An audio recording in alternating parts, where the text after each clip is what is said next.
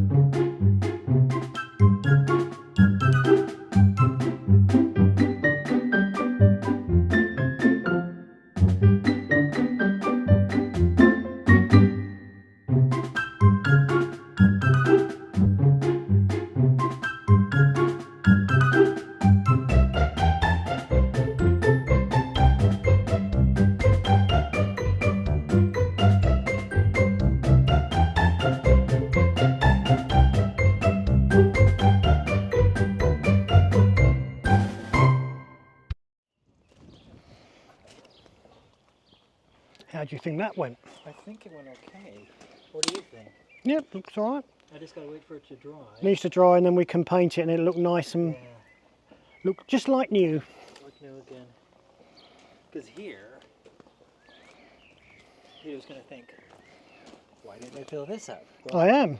The paint, when I paint it, will fill that in. And what I use is unique sealant and construction adhesive that I was... CT1 basically. Yeah, CT1. CT1 is highly recommended for sealants, and it's waterproof as well. Thank you, Google.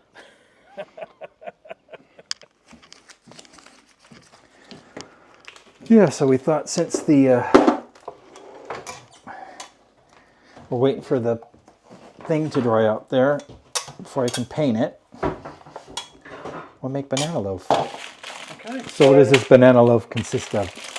Right, so let me just do this real quick. Okay.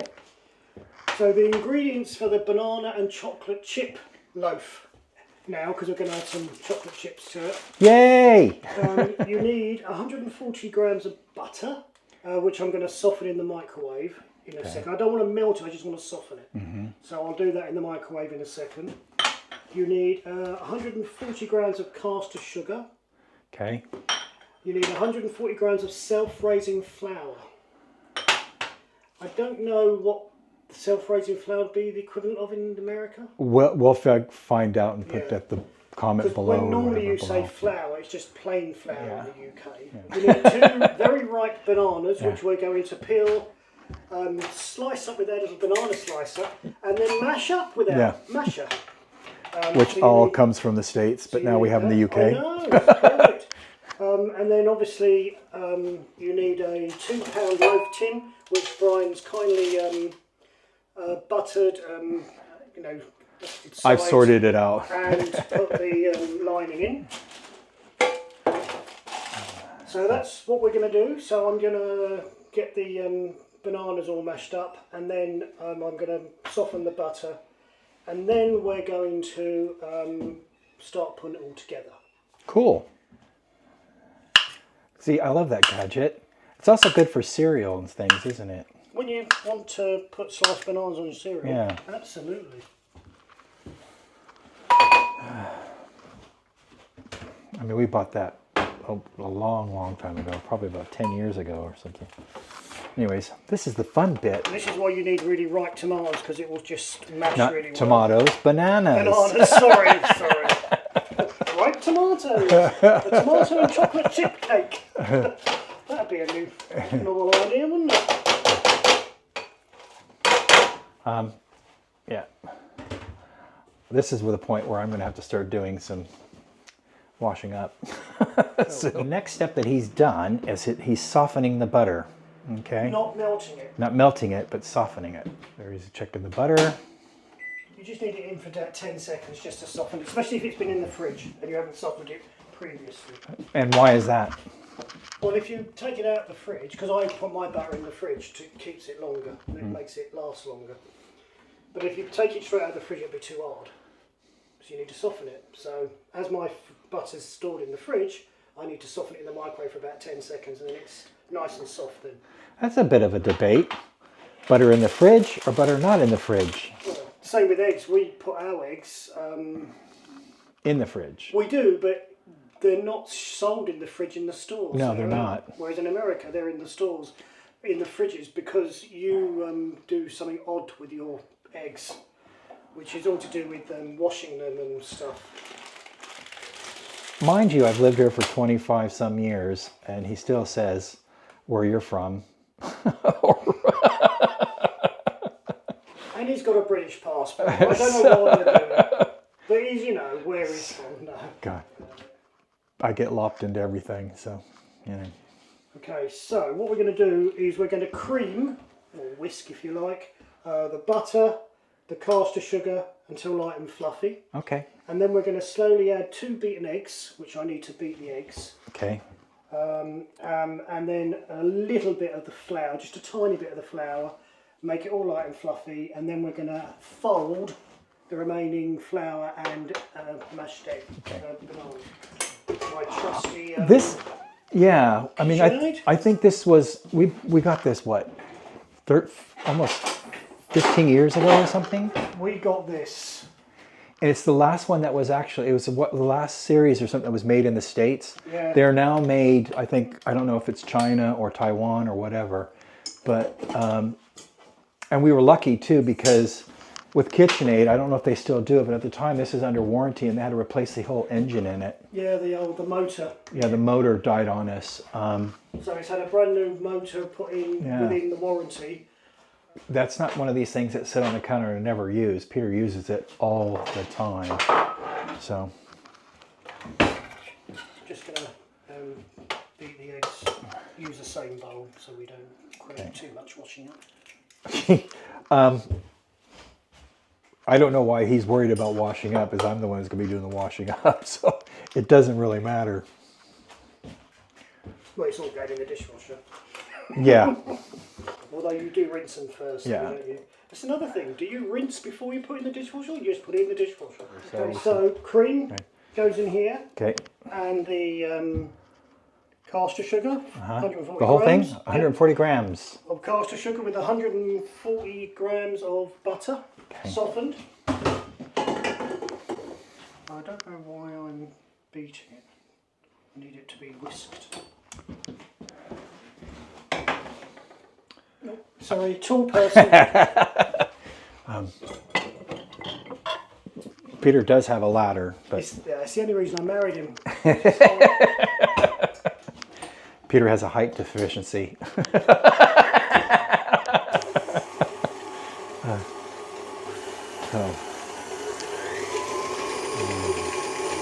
And there we are. Oh.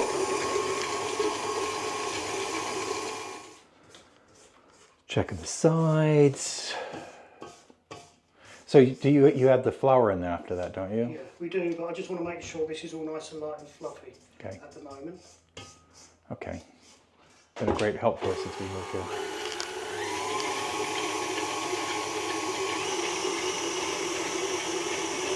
I'm going to have to get Peter an apron, for the fact is, every time he cooks, he gets stuff all over himself. And I constantly am after him about, I don't know how many shirts and stuff he's ruined, especially when it comes to certain sauces. Okay, here you go, mister.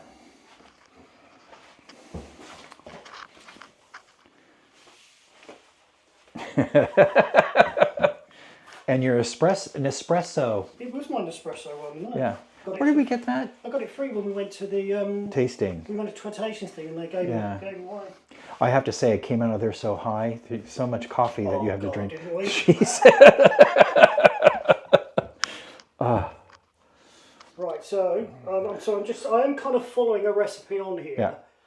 So you have to bear with me while I work out what I've got to do next. Peter does. Right, so the next bit will be I've got a bag of just Dr. Oetker chocolate chips. There's only 100 grams there, but that would be enough for this size cake to go in there.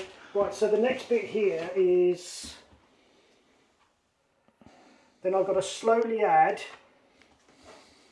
the beaten eggs. So that's going to go in. Slowly add it, well, do not put it on a high whisk.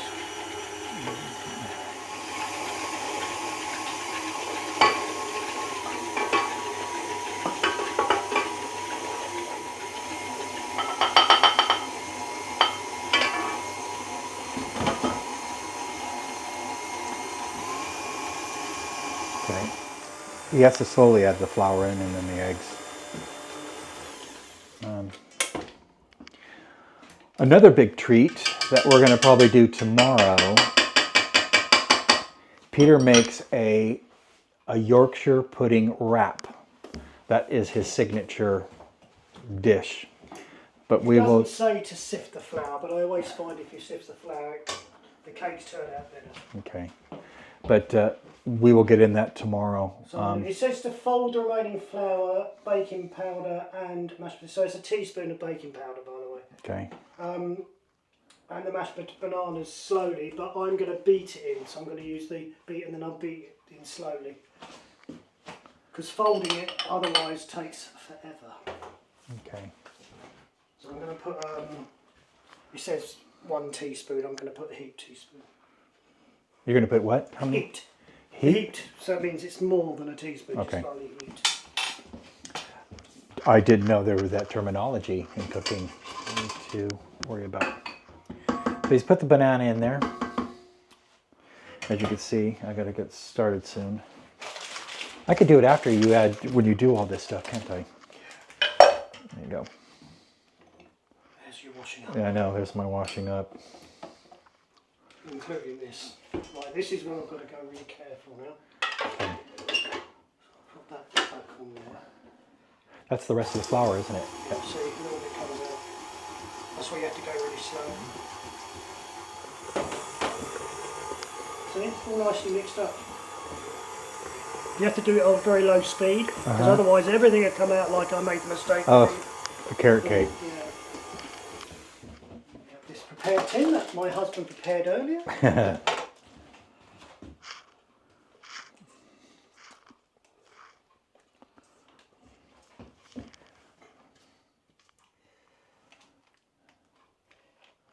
So come back over here. You are supposed to, because I use an air frying oven, I don't need to preheat it. Okay. But if you, are using a fan oven or a regular oven, then you need to, and I'm sorry, I have to do centigrade. I don't know what the equivalent is in Fahrenheit. We can look that up. We can look that up. But you heat the oven to 180 degrees centigrade or 160 degrees centigrade for fan ovens. Okay. We haven't used an oven since So, 2020. Thing to go in the oven. Okay.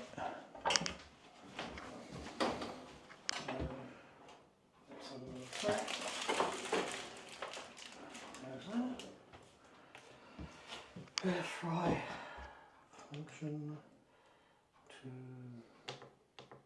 160, and it then says to cook it for about 50 minutes. However, I'm going to leave it at 35 because this is an air fryer. Yeah. And then I'll check it around 20 minutes to see how it's doing. Yeah, we found that with the banana bread. So, okay, so it's in the oven. Yeah, so it's in the oven now. I've got to get onto the dishes. So, yeah. Anyways, we'll catch back up when that comes out.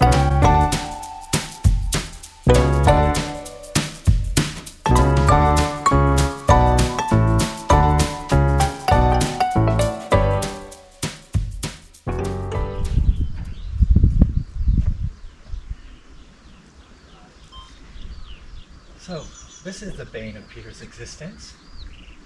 Mr. Weed Man. No, I just had a bath as well. I know. He just had his pamper moment. He's all cleaned up, all shaven and everything. Then I turn my back. He's outside picking weeds again. Most of them you can't even see. Exactly. It's only because my eyes focus on it. Yeah. Okay, so now we're going to move on to the frosting. So let me turn to Peter. Yes, I'm going to prepare the frosting, but I can't put it on the cake until it's completely cooled down. Yeah. I can prepare it now and just put it in the fridge for later. Okay. So the ingredients I need... And by the way, it's called... Well, it's just a cream cheese frosting. Yeah, cream cheese frosting. I've adapted the recipe, the contents, because obviously it's a smaller cake rather than that one.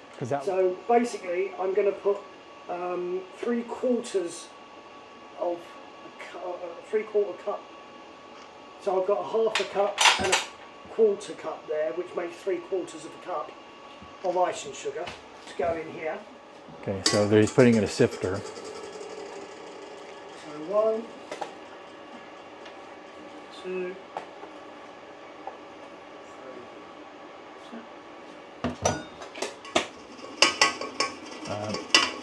Okay, so everything's been done. Okay, so that's that. Just a cup here, but I'm not going to fill it up. I only need probably about 30 grams, 40 grams of butter. I think that will do. He's melted the butter. He's added that in. So this is Madagascar vanilla extract, which you want a teaspoon. There's a little bit more than a teaspoon. Now I'm just going to put the whole lot in because it'll make it more creamier and vanilla-y. Oh, okay.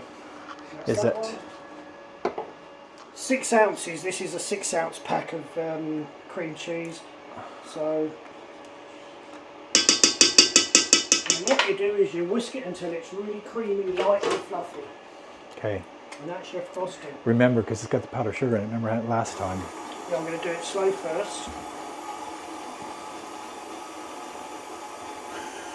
And then start increasing the speed.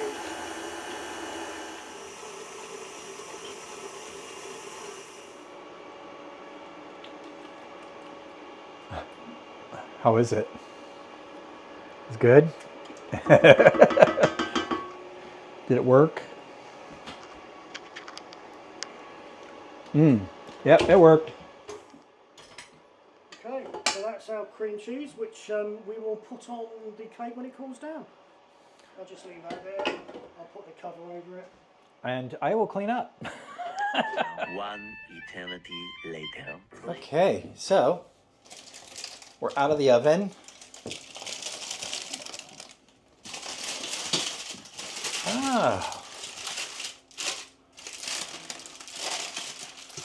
That looks really nice. Just Let that cool down a bit, and I can put the frosting on that we made earlier. So you happy with that? Are you? Yeah. Cool. No!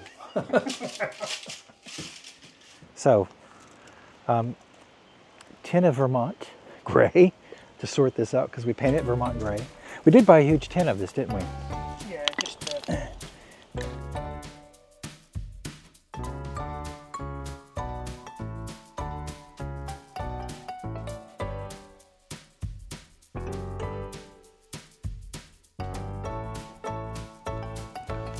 And there we go.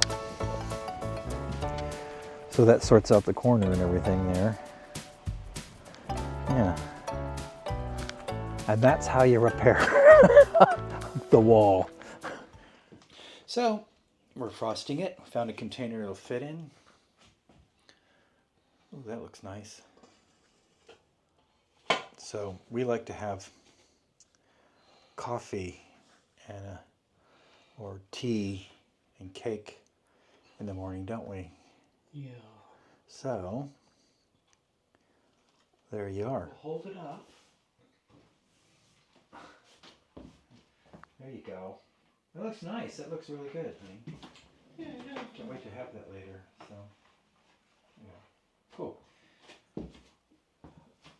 So there you are, Peter's fanatic. Go out and check our work. There we go. Let's see.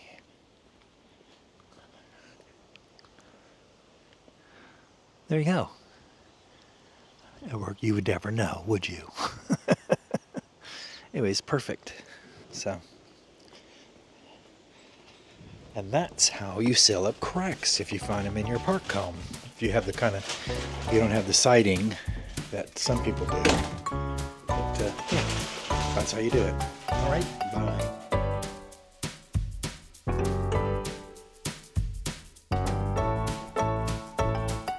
Thanks for watching. Please like, comment, and subscribe to our channel so that we can bring you more content in the future. It also helps us to make the channel grow. And once again, thank you so much for watching.